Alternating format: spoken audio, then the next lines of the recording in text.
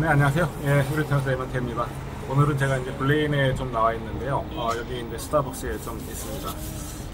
저한테 이제 그동안 구독자분께서 이제 질문하셨던 내용들이 좀 있으셔가지고 답변을 좀 드리려고 잠깐 좀 앉아봤는데, 요즘에 제가 이제 많이 바빴어요. 번역 프로젝트가 또 큰 게 하나 들어와서 뭐 통역 시간 빼고 나머지 시간은 제가 이제 또 분주하게 그 번역 작업 때문에 시간이 너무 없었는데 이제 좀 한숨 돌릴 것 같습니다. 오늘 이제 제출하거든요. 마감 끝내고 보내고, 그 다음에 제가 이제 약속드렸던 그 의료통역과 관련된 내용 이제 세 번째 한 마무리 할 거고요. 그런데 이제 오늘 제가 말씀드리고자 하는 것은 그렇습니다.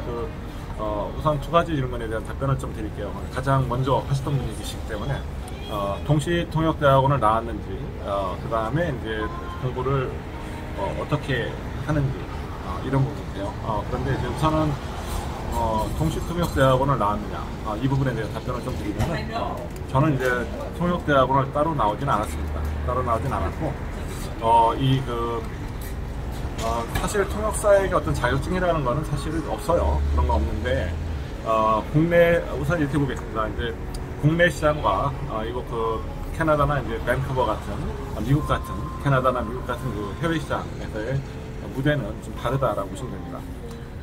국내 시장 같은 경우는 주로 사용하는 언어가 이제 한국어잖아요. 한국어고, 그 다음에 이제 영어나 뭐 스페인어나 뭐 독일어나 이렇게 외국어를 전공하는 사람들이 모여서 이제 통역대학원에서 공부를 하고, 그 다음에 졸업장을 갖고 나오죠. 그런데 이쪽 그 캐나다나 미국 같은 경우는 영어가 이제 이곳에서 이제 모국어고, 그 다음에 거기에 수많은 그 외국어를 사용하는 이민자들이 살고 있습니다. 이 영어를 사용하는 사람들이 이제 그 이민자들에게 그 언어 서비스를 제공을 해야 되는데, 이때 이제 여기에서 굳이 영어를 배우는 사람들이 그 외국어를 배울 일은 없어요, 사실은. 영어만 사용하기 때문에. 그렇다면은 필요한 그 사람이 해당되는 그 서비스를 제공을 해줘야 되는데, 그렇다 보니까는 이제 이쪽 그 교민들 중에서 영어가 되는 사람들이 이제 그 통역사 시장을 맡아서 이제 진행하는 경우가 많이 있습니다. 네, 그러다 보면은 우선은 한국 같은 경우는 예를 들어서 자격증은 따로 없지만 저희들도 다른 통역사, 한국에 계신 통역사분 중에 유튜브를 하시는 분 걸 읽어보니까 한국 시장에서는 적어도 통번역대학원을 나와야지만이 그 졸업장을 갖고 있어야지만이 이제 어떤 자격증처럼 간주가 된다. 어떤 자질이라는 것이 이제 인정이 되는 거죠. 그렇게 된다는 말씀하셨고요. 캐나다하고 이제 미국 같은 경우는 별도의 자격증이 또 있습니다. 분야별로. 여기서도 이제 그 법정 통역이라든지 의료 통역, 그 다음에 그 커뮤니티 통역, 뭐 이런 식으로 해서 이제 분류가 되어 있고, 여기에 대해서 일단 소정의 그 교육 과정을 마치고, 그 다음에 시험을 보고 합격을 하면은 그 통역사로서 활동을 할 수가 있게 됩니다. 그러다 보니까 이제 그 어떤 2년 동안의 전문 통역 교육을 받지 않았지만, 여기서는 이제 한 7개월에 8개월 정도 과정이 있어요. 그걸 받고 나서 이제 통역사로 활동을 하시게 되는데, 그렇다고 해서 뭐 통역의 어떤 질이 떨어지거나 이건 아니고, 통역이라는 것은 다른 게 없어요. 통역이라는 것은 A라는 사람이 이야기하는 것을 들어서 이제 B라는 사람에게 전달해주는 그런 것들이 통역이잖아요.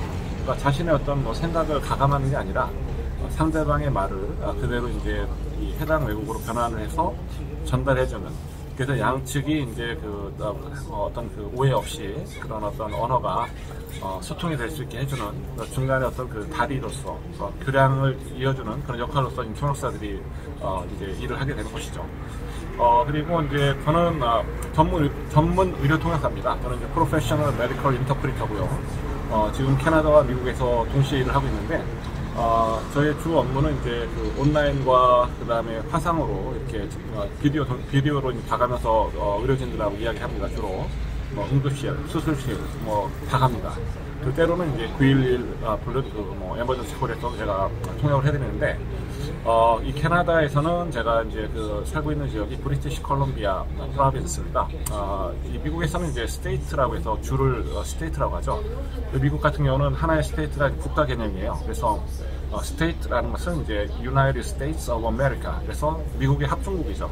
50개의 그 국가가 연방을 이룬 겁니다. 연방 정부가 있고 각각의 주 정부가 있습니다. 국가 개념이기 때문에 스테이트라는 국가라는 그 단어를 사용하는 것이고요. 캐나다 같은 경우는 전체가 하나의 나라예요. 그러다 보니까 연방이 아닙니다. 그러다 보니까는 이제 각각의 그 주를, 물론 여기서 번역은 주라고 합니다만은 프로빈스라고 씁니다. 프로빈스라는 거는 어떤 도 개념이죠. 하나의 나라가 있고 캐나다라는 국가가 있고 캐나다 BC 도 뭐 이런 식으로 하는 거예요. 말하자면. 그러니까 이제 스테이트라는 개념을 쓰지는 않고 캐나다에서는 또는 한 어떤 나라로 이루어진 곳에서는 그 주 개념을 말할 때 도의 개념인 프로빈스를 사용합니다. 저희 그 BC 프로빈스에서 등록되어 있는 저는 의료통역사예요. 이 주정부에서 관할한 그 언어국이 있습니다. 여기에 소속이 돼서 이제 언어 서비스를 제공하는데 의료통역사로 이제 일을 하다 보면은 일반 우리 이민자들의 어떤 희로애락을 항상 같이 이렇게 겪게 됩니다. 그래서 좋은 일 있을 때도 항상 하고 나쁜 일이 있을 때도 이제 같이 하게 되는데 좋은 일이 있다는 건 뭐냐면 이제 예를 들어서 꾸준하게 오랜 동안 어떤 그 병에 걸려서 치료를 받으셨는데 최종적으로 이제 완치 판정 받았을 때 너무 좋죠. 가족들도 좋아하고 저희도 기쁩니다. 그런데 또 안 좋은 경우는 어떤 경우냐면 이제 어떤 가족 중에 일원이 이제 사망에 이르는 경우가 있어요. 그런데 사망에 이른다고 할 때는 크게 두 가지로 우리가 볼 수가 있는데 하나는 준비가 되어 있는 죽음이 있고요. 또 하나는 준비가 되어 있지 않은 죽음이 있습니다. 준비가 되어 있는 죽음이라는 것은 우리가 이제 봤을 때 예를 들어 팔리아티브 케어라든지 아니면 호스피스에 계신 분들 같은 경우는 이제 생애 마지막 단계를 준비하시는 거거든요. 그러다 보니까 내가 이제 얼마 정도 삶이 남았다는 걸 아시는데 준비가 되어 있지 않은 죽음이라는 것은 acute symptom이죠. 그래서 이런 부분들이 만약에 어떤 사고가 생겼다거나 아니면 뇌 졸중이 왔다거나 또는 뇌출혈이 왔다거나 뭐 이럴 경우에 이 머릿속에서 문제가 생길 수가 있는 부분이 생기세요. 그렇게 되면은 그 어떤 갑작스러운 그런 증상 때문에, 사고 때문에 이제 우리의 그 운명을 달리하는, 그러니까 어제까지만 해도 멀쩡했던 가족이 환자가 됐고 그 다음에 며칠 후에 사망하게 되는 거죠. 이제 그런 일도 있습니다. 이럴 경우에는 저 같은 경우는 이제 초창기 영상에서 말씀드렸지만은 존엄사에 대한 그 통역사로도 활동을 한다고 말씀드렸어요. 저희 이쪽 주에서.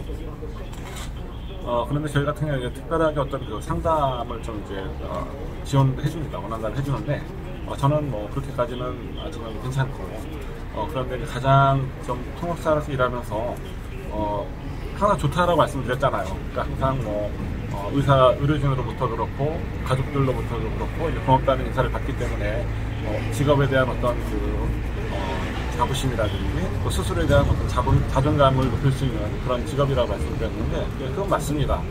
그런 맥락에서는 맞고요. 그 다음에 어떤 안 좋은 순간에도 저희들이 함께 해주기 때문에 어떤 감정적으로는 이제 저희들도 슬프고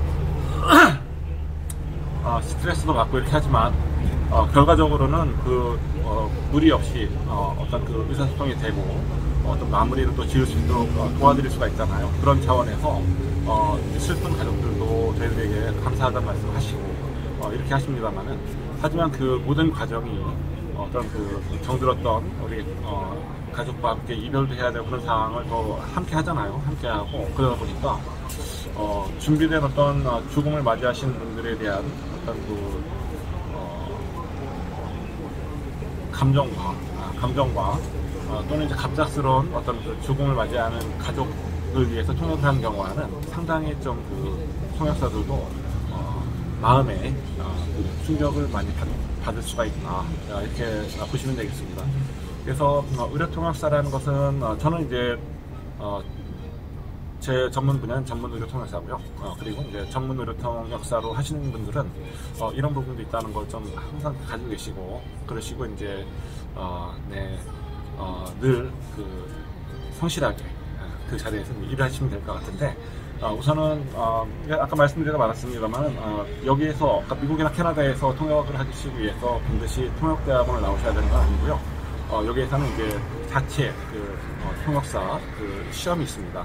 통과하셔야 되고, 그 다음에 통역사 시험 통과하시고 나면은 다시 또 회사 면접에서 또 시험이 또 한 번 더 있거든요. 면접 통과하시고 그렇게 해서 이제 차근차근 그 절차들을 밟아 나가시면은 좋은 통역사로서 이렇게 이 지역사회에 많은 공헌할 수 있을 겁니다. 그래서 공부하시는 분들 열심히 하시고, 또 기대 또 하시는 선배, 후배 통역사님들 같은 현장에서 이렇게 항상 열심히 하시는 분들, 우리들 모두 열심히 했으면 좋겠고요.